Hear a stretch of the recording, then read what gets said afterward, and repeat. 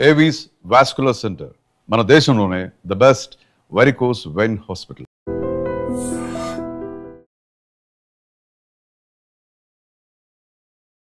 నమస్తే, welcome to iDream talking point with కవిత.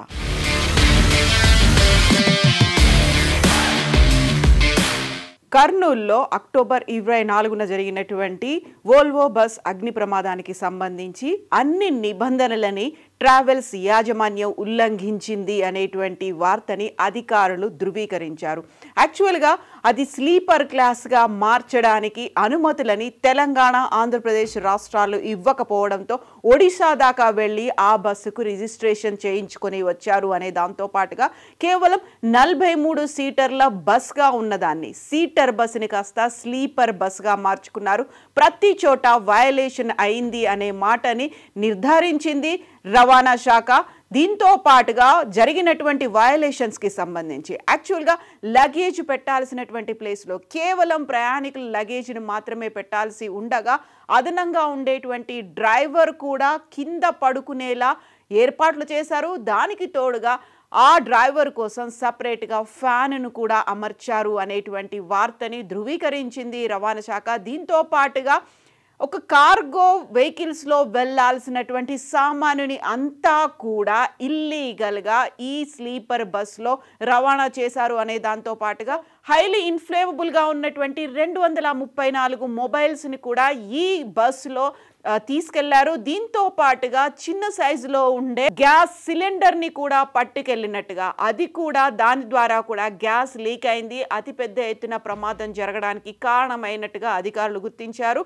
రెగ్యులర్గా మన ఇళ్లలో వాడుకునేటువంటి గ్యాస్ సిలిండర్ కాకుండా తక్కువ సైజులో ఉండేటువంటి గ్యాస్ సిలిండర్ని ఇక్కడి నుంచి తీసుకెళ్తున్నారు కాబట్టి దాని ద్వారా కూడా గ్యాస్ లీక్ అయింది అనేది గుర్తించారు. At the same time emergency doors అనేవి బ్లాక్ అయిపోయావి, అవి ఓపెన్ చేసుకునే కండిషన్లో లేవు. దీంతో పాటుగా అత్యవసర పరిస్థితుల్లో అద్దాలని బ్రేక్ చేయడానికి ఉపయోగించేటువంటి సుత్తి హ్యామర్స్ కూడా బస్సులో లేవు అనేటువంటి మాటను గుర్తించారు. అధికారికంగా ఉండాల్సినటువంటి తనిఖీలు ఏవి జరగకపోవడం కూడా ఇలాంటి ప్రమాదం జరిగింది అనేది ఐడెంటిఫై చేశారు. దీంతో పాటుగా అతి వేగంతో నిర్లక్ష్యంతో బస్సుని డ్రైవర్ లక్ష్మయ్య నడిపాడు అనేటువంటి వార్తను కూడా అధికారికంగా ధృవీకరించారు. తనిఖీలు లేకపోవడం వల్ల at the same time sleeper క్లాస్కి మార్చడం అనేది అనుమతి లేకుండా జరగడం, నిబంధనలకు ఉల్లంఘనలు అనేది ఇష్టారాజ్యంగా నిర్వహించారు. నిర్వహణ అనేది ఫాలో అవ్వాల్సినటువంటి మెథడ్స్ ని ఫాలో అవ్వలేదు. మంటలను ఆర్పడానికి కనీసం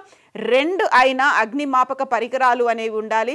తనిఖీల్లో భాగంగా ఆ తర్వాత బస్సు తగలబడిపోయిన తర్వాత ఇంతకాలం చేసినటువంటి తనిఖీల్లో ఆ 2 అగ్నిమాపక పరికరాలు అనేవి బస్సులో లేవు అనే దాన్ని ఐడెంటిఫై చేశారు అధికారులు. బస్సు లోపల ప్రయాణికుల సౌకర్యం కోసం, బస్సు అందంగా కనిపించడం కోసం ఇష్టారాజ్యంగా ఏర్పాటు చేసుకున్నారు. అందులోనూ కూడా లైట్ వెయిట్ ఉండేటువంటి మెటీరియల్ని వాడడం వల్ల ఉండాల్సినటువంటి ఐరన్తో కంప్లీట్గా కన్స్ట్రక్టివ్గా కాంక్రీట్గా ఉండాల్సినటువంటి వెహికల్ని దాన్ని ఇష్టం వచ్చినట్టుగా మార్చేయడం వల్ల కూడా అది తొందరగా మంటలు అంటుకోవడానికి వ్యాపించింది. ఎట్ ద సేమ్ టైం అగ్నిమాపక పరికరాలు లేకపోవడంతో పాటుగా ప్రయాణికుల కోసం అధిక వోల్టేజీ హెడ్ లైట్లను కూడా ఉపయోగించారు. దీనివల్ల కూడా మంటలు అతి త్వరగా అంటుకున్నాయి అనేటువంటి మాటని రవాణా శాఖ అధికారులు, తెలంగాణ రవాణా శాఖ అధికారులు అయితే వాటికి చలాన్లను కూడా వేశారు. బట్ ట్రావెల్స్ యాజమాన్యాలు ఆ లోపాలని సవరించలేదు అనేటువంటి మాటను కూడా ఐడెంటిఫై చేశారు.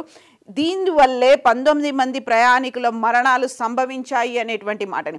యాక్చువల్గా 2023 తర్వాత తయారైనటువంటి బస్సులకి సంబంధించి ఒకవేళ ఇలాంటి ఎమర్జెన్సీ ఏదైనా ఉంది అనుకుంటే, అనుకోని ప్రమాదం, అగ్ని ప్రమాదం ఏదైనా జరిగింది అనుకుంటే బయటపడడానికి అగ్ని ప్రమాదాల గుర్తింపుతో పాటుగా నివారణ పరికరాలని తప్పనిసరి చేస్తూ కేంద్ర ప్రభుత్వం మార్గదర్శకాలను కూడా జారీ చేసింది. బట్ ఇక్కడ కర్నూలు దగ్గర తగలపడిపోయినటువంటి వేమూరి ట్రావెల్స్ బస్ అంతకంటే ముందు తయారైన వెహికల్ కాబట్టి అందులోనూ ఇక్కడెక్కడా కూడా సీటర్లని 43 సీటర్ల బస్ని స్లీపర్ క్లాస్గా తయారు చేయడానికి, ఆల్టరేషన్ చేయడానికి అనుమతులు లేకపోవడంతో ఒడిశా దాకా వెళ్ళారు. అది కూడా అంతకు ముందు బిల్ట్ అయినటువంటి బస్సుగా ఐడెంటిఫై చేశారు.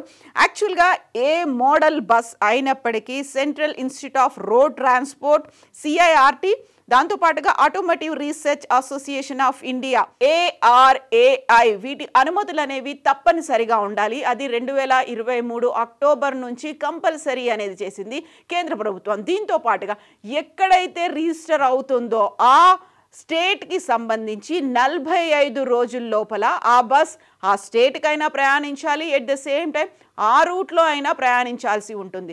సో వేమూరి ట్రావెల్స్ చెందినటువంటి ఈ బస్ మొదటగా డామన్ అండ్ డయ్యూ అనుకున్నారు, DD అనే రిజిస్ట్రేషన్ ఉంది అనుకున్నారు. కాకపోతే అధికారులు మాత్రం ఐడెంటిఫై చేశారు ఓడి అని ఉంది. అది DD కాదు, ఓడి. అంటే ఒడిశాలోని రాయగఢ్లో ఈ బస్ రిజిస్ట్రేషన్ అయింది. సో అక్కడ రిజిస్ట్రేషన్ అయింది, కాకపోతే ఆ రూట్లో ఇప్పటిదాకా ప్రయాణం చేయలేదు.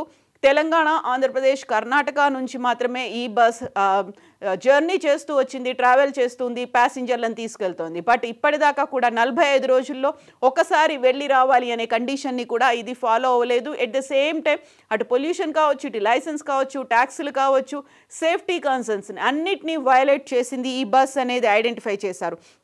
ఇక CIRTతో పాటుగా ARIA ఐడెంటిఫై చేసినటువంటి ఎవరైతే మార్గదర్శకాలని ఇంప్లిమెంట్ చేయాలని చెప్పారో సీట్లు, బెర్తులు ఎన్ని ఉండాలి, ప్రయాణికులు నడిచేందుకు మధ్యలో ఎంత ఖాళీ ఉండాలని.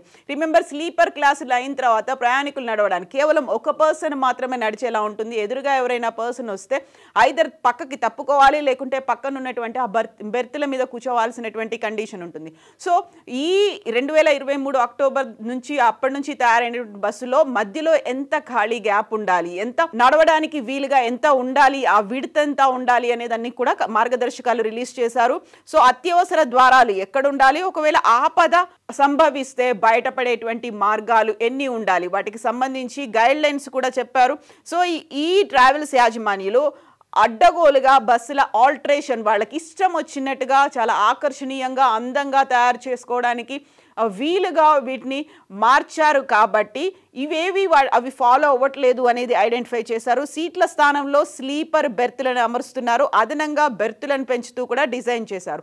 బట్ ఇక్కడ మాత్రం ఐడెంటిఫై చేయాల్సినటువంటి అంశం కర్ణాటక రాష్ట్రానికి చెందినటువంటి ఐరావత బస్సులు ఇవన్నిటినీ ఫాలో అవుతున్నాయి అనేది మాత్రం ఐడెంటిఫై చేశారు. ఒకవేళ మన రాష్ట్రం తెలంగాణ కావచ్చు, ఆంధ్రప్రదేశ్ కావచ్చు, వీటిని ఐడెంటిఫై చేయకుండా 2023 అక్టోబర్ తర్వాత కొనుగోలు చేసినటువంటి బస్సులు, లేకుంటే 2023లో అక్టోబర్లో అప్పటి నుంచి తయారైనటువంటి బస్సులకి సంబంధించి వీటన్నిటినీ ఏది సక్రమంగా ఫాలో అవ్వకపోతే రిజిస్ట్రేషన్ కూడా చేయట్లేదు. ఒకవేళ వీటన్నిటితో పాటుగా చేయించుకోవాలి అనుకుంటే 2 లక్షలు అదనంగా పడుతుంది.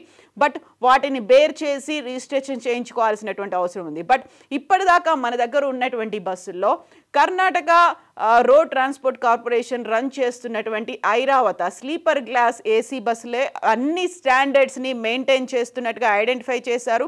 ఈ కొత్త మోడల్ AC స్లీపర్ క్లాస్ బస్సుల్లో అగ్ని ప్రమాదాలను గుర్తించి వెంటనే వాటిని నియంత్రించేటువంటి పరికరాలు కూడా ఉన్నాయి. దక్షిణాదిలో ఉన్నటువంటి ఇతర రాష్ట్రాలతో పోలిస్తే కర్ణాటక రాష్ట్ర ప్రభుత్వం రన్ చేస్తున్నటువంటి ఈ RTC బస్సుల్లోనే అన్ని జాగ్రత్తలు ఉన్నాయి. అన్ని బస్సుల్లో కూడా ఇలాంటి జాగ్రత్తలు, రక్షణ పరికరాలు ఉండేలా ప్రభుత్వం చర్యలు తీసుకున్నట్టుగా ప్రయాణికుల భద్రత అక్కడ చాలా బాగుంది అని ఐడెంటిఫై చేశారు. ఇక ఒక్కో బస్సుల్లో వీటి ఏర్పాటుకు ఇంతకుముందు నేను చెప్పినట్టుగా 2 లక్షల వరకు ఖర్చు అవుతుంది. సో ఐరావతకి సంబంధించి ఈ ప్రయాణికుల భద్రతనే ముఖ్యంగా దక్షిణాదిలో ఉన్నటువంటి అన్ని బస్సులు మోస్ట్ సేఫెస్ట్ బస్సులు ఐదర్ ఇటు ప్రైవేట్ కావచ్చు, అటు ప్రభుత్వం కావచ్చు, RTC రన్ చేస్తున్నటువంటి బస్సుల్లో సేఫెస్ట్ బస్సు అంటే కర్ణాటక ప్రభుత్వం రన్ చేస్తున్నటువంటి ఐరావత బస్సులు అనే చెప్తారు. ఒక్కొక్క దానికి ఇప్పుడు మనకి రక్షణ పరికరాలతో పాటుగా అన్ని ఏర్పాట్లకి సంబంధించి చేసుకుంటే 2 లక్షల వరకు ఖర్చు అవుతుంది.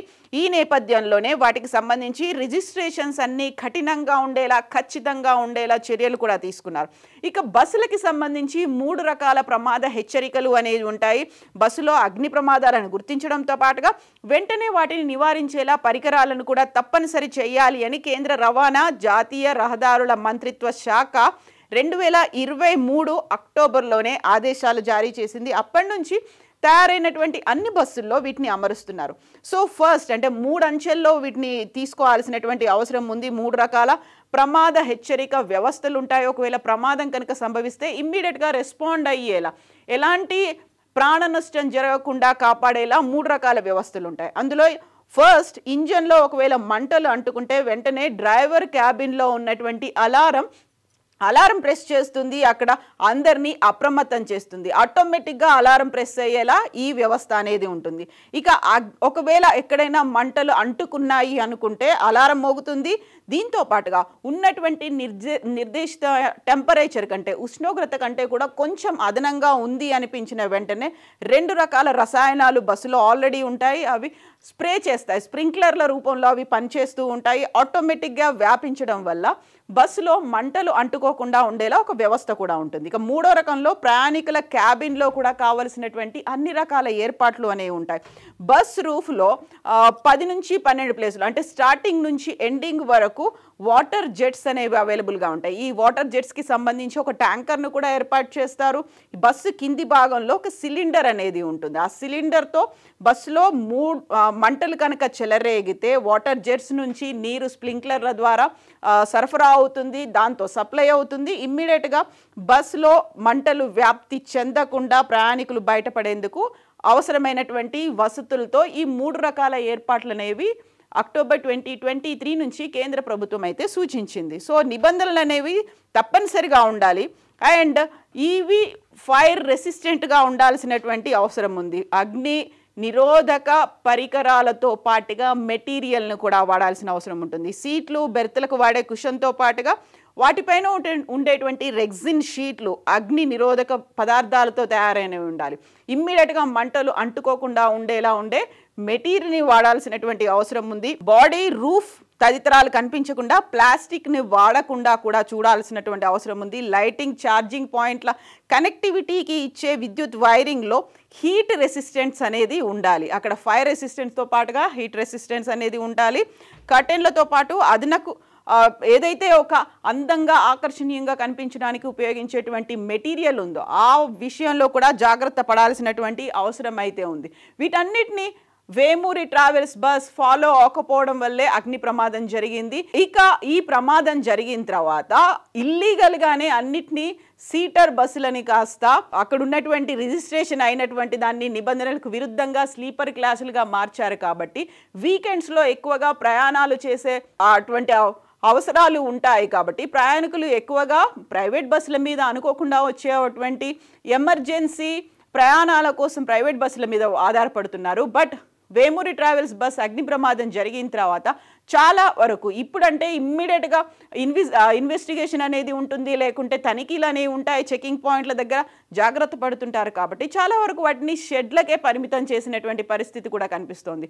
సో వీకెండ్లో చాలా తక్కువగా తిరుగుతున్నాయి ట్రావెల్స్ బస్సులు. కాకపోతే ప్రతి చోట విజిలెన్స్ అనేది ఉండాల్సినటువంటి అవసరం ఉంది, తనిఖీలు చేయాల్సినటువంటి అవసరం ఉంది. వేమూరి ట్రావెల్స్ బస్సు అయితే మొత్తంగా వయలేషన్స్ జరిగాయి అనేది. సో ఒడిశా దాకా వెళ్ళినప్పుడు ఇక్కడ నుంచి కర్నూలులో ఉన్నటువంటి అధికారులు అయితే పంపించారు.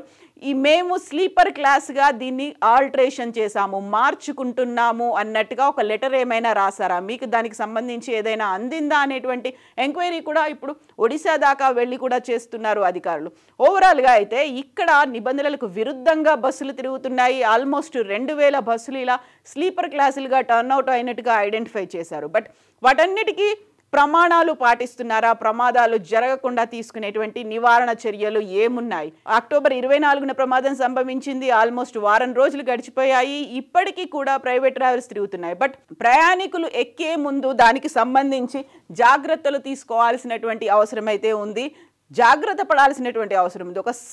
ఒక సమిష్టిగా సంఘటితంగా అందరూ ఇలాంటి ప్రమాదాలు జరగకుండా చూడాల్సినటువంటి బాధ్యత అయితే ఉంది.